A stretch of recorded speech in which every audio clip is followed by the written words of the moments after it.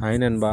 So இன்றைக்கி பார்த்தீங்கன்னா நம்ம கோயம்புத்தூரை பொறுத்த வரைக்கும் ஒரு டாக்ஸி சர்வீஸ் கண்டிப்பாக வேணும். எதில் போனால் பட்ஜெட் ஃப்ரெண்ட்லியாக இருக்கும், சேஃப்டியாக இருக்கும், கஸ்டமர் சர்வீஸ் நல்லாயிருக்கும் அப்படின்னு பார்த்தா நம்ம போவோம்.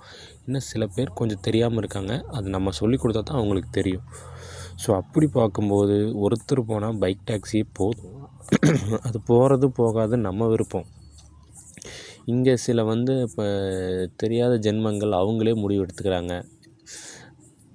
நாங்கள் சம்பாதிக்கிறது சேமித்து வைக்கிறது தான் சம்பாதிக்கிறோம், உனக்கு தாரவாக்கிறதுக்கு சேமிக்கல, நீ ஊரை சுற்றி கடன் வாங்கிட்டு எங்ககிட்ட கொள்ளையடிச்சா எப்படிப்பா? இப்போ ஒரு கடைக்கு போய் துணி எடுக்கிறோம், நம்ம எதிர்பார்த்த துணி அங்கே இருக்குது, ஆனால் அது 100 ஜாஸ்தி. ஆனால் பக்கத்து கடையில் போய் விசாரிச்சுட்டு வரலான்னு பார்த்தா அங்கே 100 கம்மி. அப்போ எங்கே எடுப்போம்? பக்கத்து கடையில் தானே எடுப்போம்.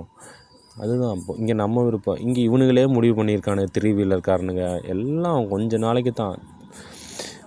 அப்படி பார்க்கும்போது சூலூர்லேருந்து உக்கடத்துக்கு போட்டால் 434 ரூபா. ஆனால் இந்த அமௌண்ட் கண்டிப்பாக யாரும் வாங்கவே மாட்டாங்க. 600 700 கேட்பாங்க. யாராச்சும் இல்லைன்னு மட்டும் கமெண்ட் பண்ணுங்கள். ஒருத்தர் பீலமேட்டில் போன பிள்ளைகிட்ட ஆட்டோக்காரன் காஜித்தனம் பண்ணியிருக்கான்.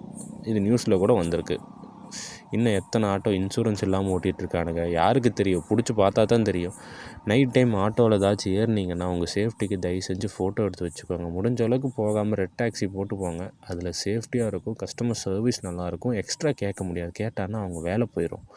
ஸோ அதில் என்ன காட்டுதோ அது மட்டும்தான் வாங்க முடியும். நம்ம 3 வீலர்காரங்க வாயிலேயே மீட்ரு ஓட்டுவாங்க. அதுவும் நான் பார்த்ததுலேயே நிறைய இருக்குது. உக்கடத்துலேயே ஒஸ்ட்டுங்க உண்மையாலுமே. ஒருத்தன் செய்கிற தொழிலில் உண்மையாக இருந்து அந்த வேலையை நேசித்தான்னா இந்த மாதிரி வல்கராக சண்டை கட்டாமல் தொழிலில் தான் அவன் போட்டியை காட்டணுமே தவிர கேவலமாக சீப்பாலாம் நடந்துக்குவாங்க. ஒரு பேசிக் சென்ஸ் கிடையாது, ஒரு பேசிக்கான அறிவு கிடையாது. எப்படி நடந்துக்கணும், எப்படி பேசணும், எதுவும் கிடையாது. அப்புறம் எப்படி கஸ்டமர் வருவாங்க? நீ நடந்துக்கிற விதம், நீ தொழிலில் எப்படி இருக்கியோ தொழிலில் போட்டி காட்டினா அது செயலில் காட்டணும். வாயில் மீட்ரு ஓட்டக்கூடாது. நம்ம வாயில் தான் மீட்ரு ஓட்டுறோம், வாயில் தான் ஒருத்தனை அழிக்க நினைக்கிறோம். ஒரு கஸ்டமருக்கு உபயோகமான இருக்கிற சர்வீஸை வாயிலேயே விட்டு அழிக்கணும்னு நினைக்கிறோம். சரி அதெல்லாம் விடுங்க, அதெல்லாம் திருந்தாத ஜென்மங்க. சில ஜென்மங்கள்லாம் கண்டிப்பாக இந்த அமௌண்ட் வாங்க மாட்டாங்க. 434 ரூபா, 500 600 கேட்பாங்க நண்பா.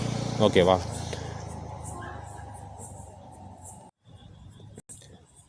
அதே பெஸ்ட்டான ஒரு சர்வீஸ் எனக்கு பட்டது பர்சனலாக ரெட் டாக்ஸி பெஸ்ட்டு கேப். அதே சூலூர் டு உக்கடம் போட்டால்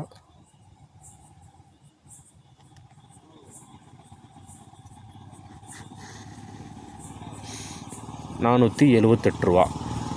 கோ டாக்ஸியில் 444 ரூபா. பார்த்துக்க நண்பா.